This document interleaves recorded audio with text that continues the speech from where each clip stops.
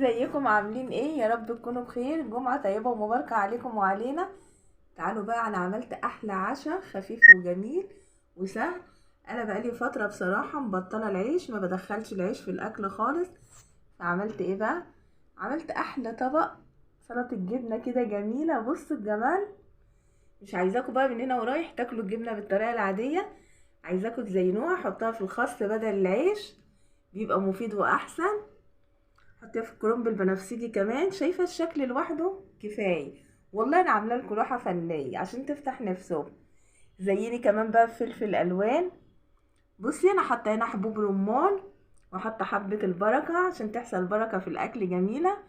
ممكن تحطي زعتر، ممكن تحطي نقطه كده من زيت الزيتون براحتك لو بتحبيه.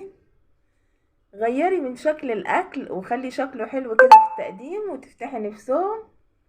يلا تعالي تعشوا بقى مع الشيف بتاعتكم.